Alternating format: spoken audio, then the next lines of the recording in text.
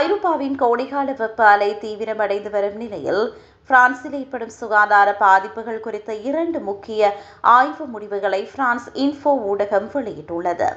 Oxfam அமைப்பின்படி பிரான்சில் வெப்பத்தின் காரணமாக ஆண்டுக்கு சுமார் 5400 பேர் உயிரிழக்கின்றனர். வயதானவர்களுக்கு ஏற்படும் நீர்சத்து குறைபாட்டை தாண்டி வெப்ப அலையின் போது மாரடைப்பால் இறக்கும் அபாயம் 7% அதிகரிப்பதாக இந்த ஆய்வு கூறுகிறது. குறிப்பாக கடுமையான வெப்ப நாட்களில் பெண்களின் இறப்பு விகிதம் 2 மடங்காக உயர்கிறது. வெப்பம் ஒரு வாரத்திற்கு மேல் நீடித்தால் சிறுநீரக செயலிழப்பு அபாயம் 70% அதிகரிக்கின்றது. இந்த காலநிலை மாற்றம் ஏழை மற்றும் பணக்காரர்களுக்கு இடையிலான சமநிலையின்மையை மேலும் அதிகரித்துள்ளது.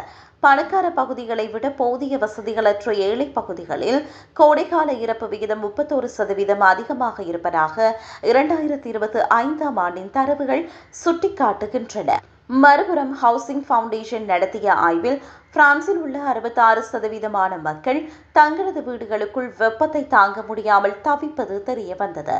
மேலும் 40% வீடுகளில் வெப்பத்தை தடுக்கும் அத்தியாவசிய ஜன்னல் திரைகளோ அல்லது கூரைகளோ இல்லை.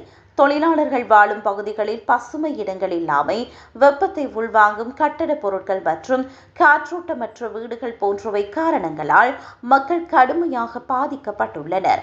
மேலும் இவர்களின் வாழ்வாதார பணிகளும் வெப்பத்திலேயே அமைகின்றன.